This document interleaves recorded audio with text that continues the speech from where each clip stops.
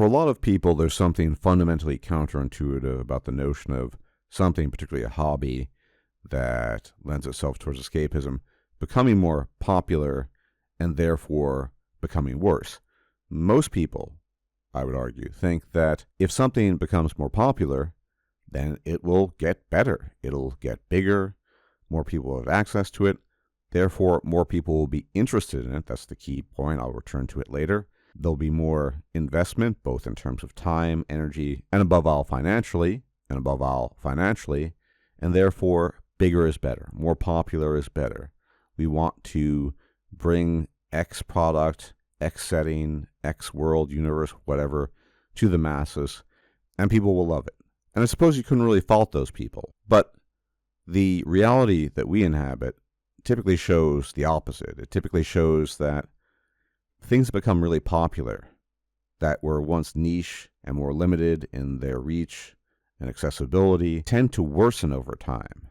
And I think actually, when you begin thinking about how that works in a logical manner, in fact, I think it's more logical than the opposite point of view, and just view how history unfolds when it comes to this sort of stuff, well, it's basically undeniable. Now, in the previous video, I talked a fair bit about Warhammer. Again, I'm not an expert on Warhammer. I know the basics of the lore. I've never played it. I've read some things about the lore, and that's about it.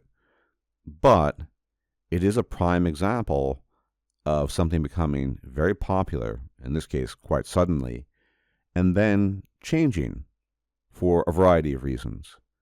Now, Warhammer has always been quote-unquote popular, but popular is relative. Popular in niche circles. Popular within the demographic of people who actually liked playing the game, liked reading about the lore, reading the novels, etc., etc. And like with any hobby of escapism, there was always a slow trickle of new people being introduced to Warhammer and finding the setting very compelling.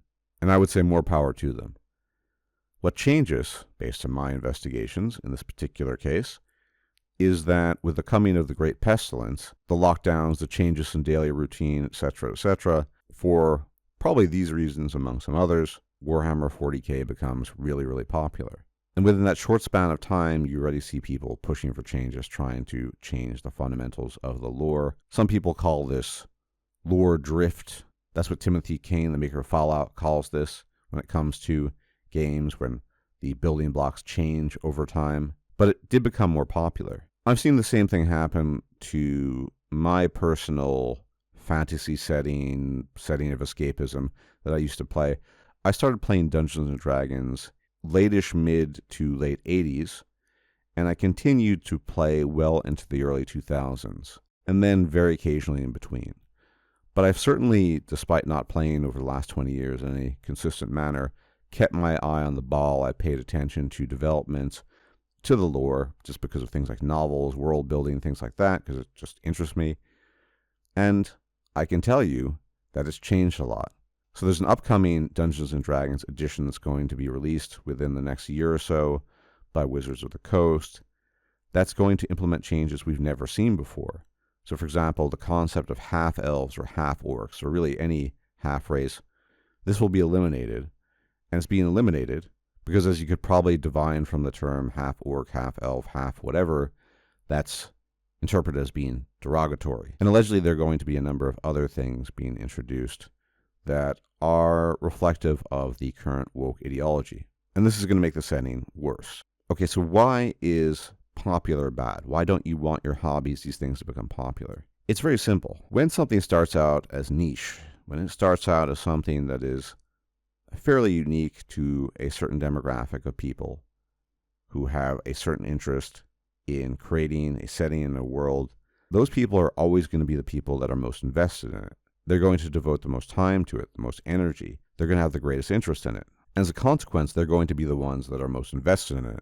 And above all, invested in the integrity of the setting. Maintaining the setting as it was intended to be. Which is not to say there can't be understandable changes within a setting in terms of the history, events that unfold. That's the nature of any fictional setting, just as it is in real life. Life doesn't slow to a crawl. History proceeds. Same thing applies to Dungeons & Dragons. Same thing obviously applies to Warhammer 40k and really any other setting out there.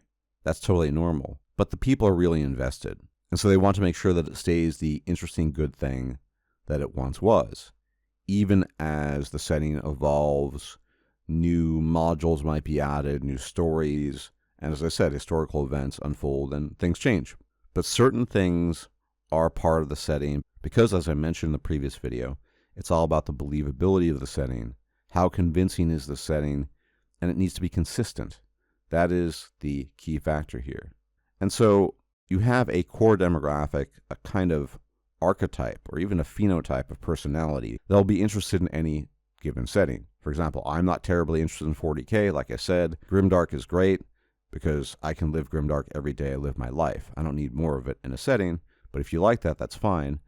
I'm more partial to the fantasy stuff and to some lesser degree science fiction, but there's a certain phenotype of personality that's drawn to a setting in the ways it was originally conceived, and those are the people who are going to cherish it, who are going to appreciate it. But when something becomes popular, by its very nature, the limited demographic that originally had an interest in the product, in the universe, because whereas once you had a slow trickle of people who share this phenotype or archetype, who are moving into the setting, developing an interest, buying products, playing it, well, popularity, and to be more specific, rapid popularity, sees to it that a lot more people enter the setting, but without the requisite personality requirements that would have had a natural interest in the setting to begin with. And so what do you see? You see lore drift. You see fundamental changes made in order to make things that tend to be a bit arcane and inaccessible and abstruse more accessible for the sake of that larger population that now has an interest in this thing. Because more popular just means more average. And then you need to appeal to the mean, the broad masses, because the broad masses are not going to be invested in the itty-bitty bits and parts of the lore and understanding the details. And they also don't care about the details. And so the once fairly unique setting with its own particulars, its own peculiars, with its own recognizable differences that are integral to it, becomes more and more generic, bland. And it loses these differences. It loses its distinctive nature over time because things become more popular. Popular, gentlemen, when it comes to hobbies and escapism is bad.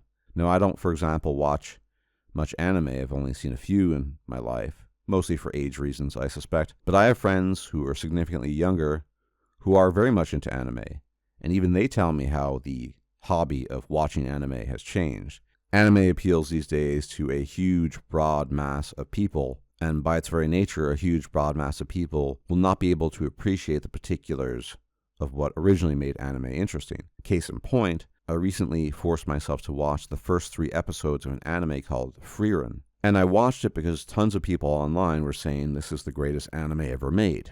But I stopped after 3 episodes. I won't spoil too much for you in case you want to watch it, but the anime is basically about the transience of life. You have this immortal elf, wizardress, blah, blah, blah. The pacing was terrible. Theme in your face in a way that totally lacked subtlety. In short, it was extremely average, even bad in some respects. But there are plenty of normies out there, and you can find videos on YouTube that are claiming that Frieren is the greatest anime ever made. I certainly hope not. Again, I'm not a consumer or aficionado of anime, but it's a perfect example of things becoming too generic, and therefore resulting not just in a change in the fundamentals of the setting, because anime is a somewhat different animal from Warhammer or Dungeons & Dragons, but rather a dumbing down. People who are super invested in something don't need a dumbing down because they appreciate the complexities, the more difficult aspects of a hobby and a universe. One word I've used in the past is massification. This is something you just don't want to do. Now, on the plus side, in terms of Dungeons & Dragons, you can always make your own homebrew campaigns. No one is forcing you, thank the gods, to play a Dungeons & Dragons campaign with the new rules being introduced. And if you wanted to, you could even adopt the ones that are generally good, because it probably will introduce some good rules, and reject the others. All the while keeping the lore intact as it's always been. If that's what you want to do, you have that advantage. And I think you can also do that with Warhammer 40K to a lesser extent. But the takeaway from all of this is that popular is bad. You don't want things that are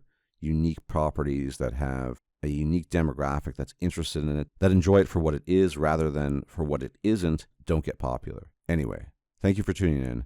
Many special thanks to my patrons and donors on PayPal. As always, you guys are the lifeblood of the channel. You keep it alive. Without you, all would be dust and ash. As for everybody else, if you can leave a comment, like, share, subscribe, purportedly it helps out. Be much appreciated. If If I'm still alive, I'll check you out next time. Until then, may the gods watch over you. Bye-bye for now. If you liked this video, please like, share, and subscribe. And if you enjoy my content, please consider making a donation or becoming a patron. Thanks for watching.